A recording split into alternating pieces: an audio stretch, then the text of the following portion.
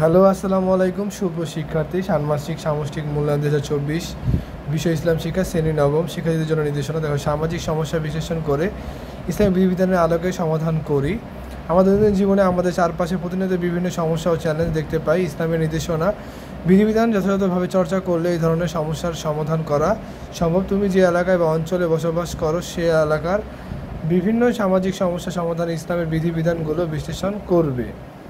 তারপর হচ্ছে কাজ একে হচ্ছে যেটা দেওয়া আছে সেটা উত্তর আমরা লিখে দিতেছি এখানে।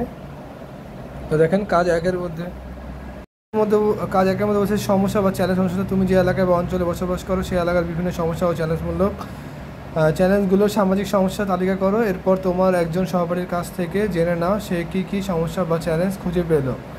তো নমুনা ছক, আমি যা খুঁজে পেলাম এবং হচ্ছে প্রথম বন্ধু যা খুঁজে পেল। তো আমরা হচ্ছে এখন এই নমুনা ছক আর হচ্ছে এই প্রথম যা খুঁজে পেলো সেটা উত্তর দিব।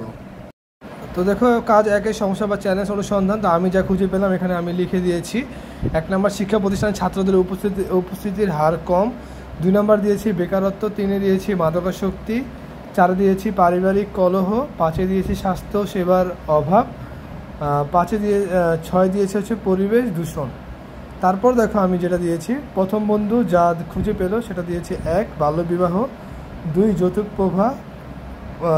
প্রথা, 3 নারী নির্যাতন, 4 রাস্তাঘাটের অব্যবস্থাপনা হবে।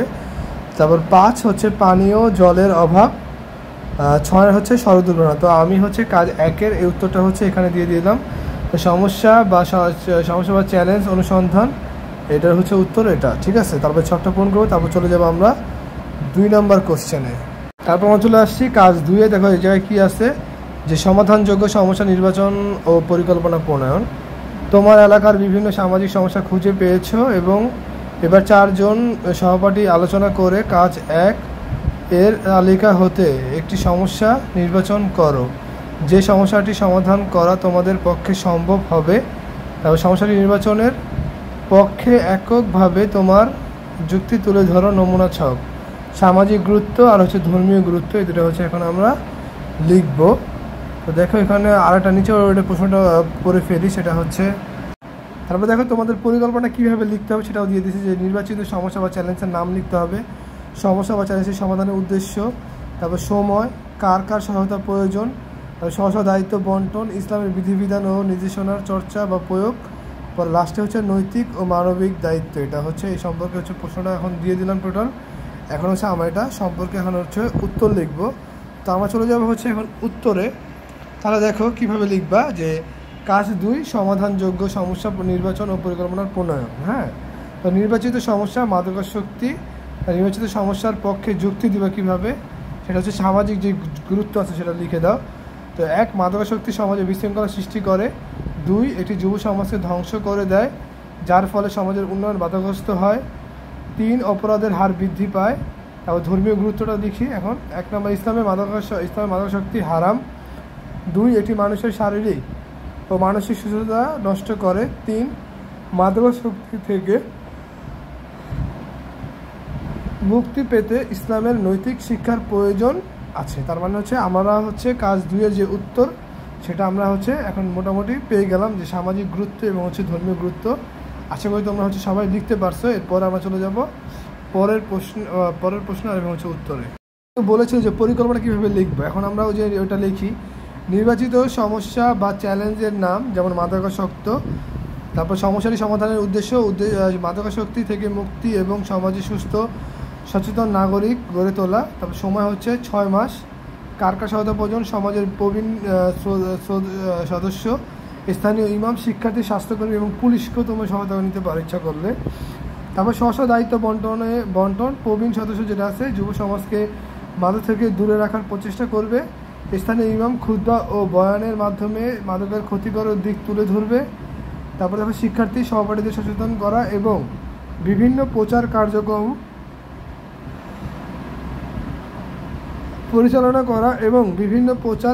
পরিচালনা করা। তারপর স্বাস্থ্যকর্মী মাদকাসক্তি নিরাময়ের জন্য প্রয়োজনীয় চিকিৎসা ও পরামর্শ প্রদান করা।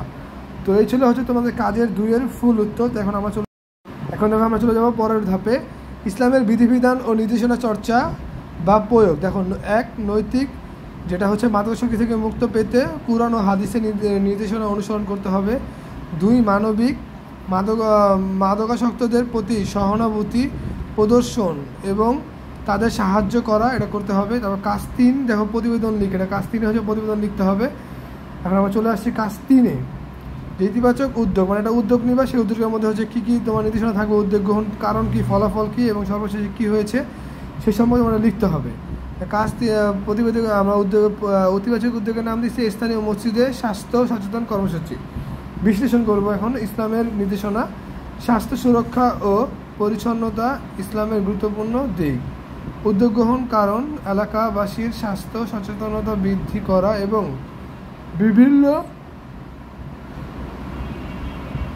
বিভিন্ন রোগ প্রতিরোধে সহায়তা করা।